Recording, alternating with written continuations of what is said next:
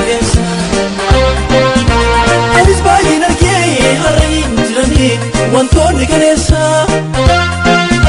inni lafa onaan hojii qaqqaamure har'allee nafaana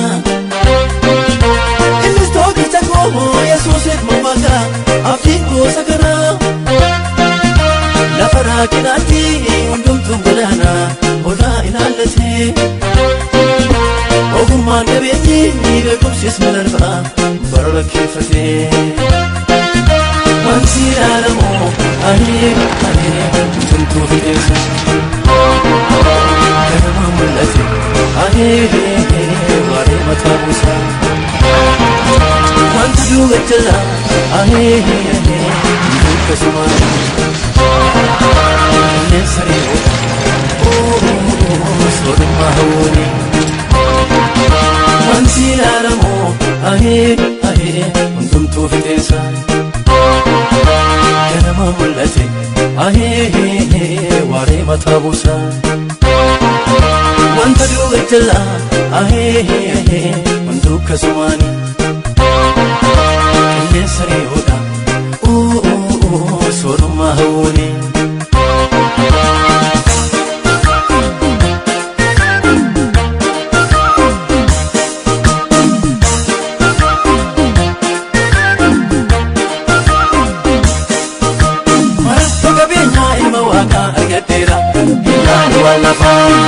kunatamoo kosiif garaa taddeera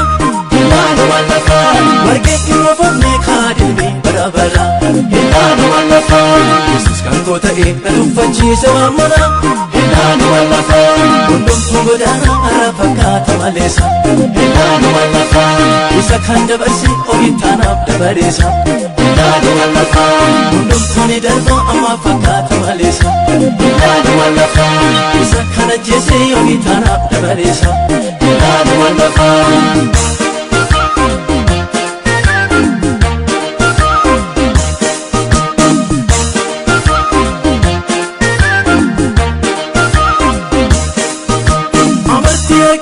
godhateera wanni koo ilaanu waan lafaa chaakola kaasee na laalchisee galagala koo ilaanu waan lafaa yaadorra kameeraa goota gootan garee koolo ilaanu waan lafaa fuutuun konte banaa hin qabu waan arabbalu ilaanu waan lafaa ofiin bulchaa jessuu wanta meeqaa dhaaqee marqee ilaanu waan lafaa qabootan kajeeluu otuu baadhoo tollaa warqee ilaanu waan lafaa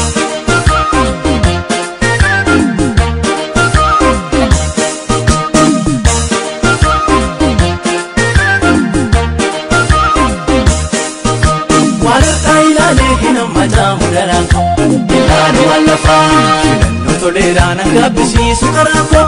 ilaanu waan lafaa abdiin koo gallatoo hulaan duundannaan fadhame ilaanu waan lafaa tokkicharraan guutuu ilma waaqaan naa kenname ilaanu waan lafaa homtuu na boosisuu waan barbaadaa nu qabbeera ilaanu waan lafaa mirga waaqayyootii bakka jireenyaa gadheera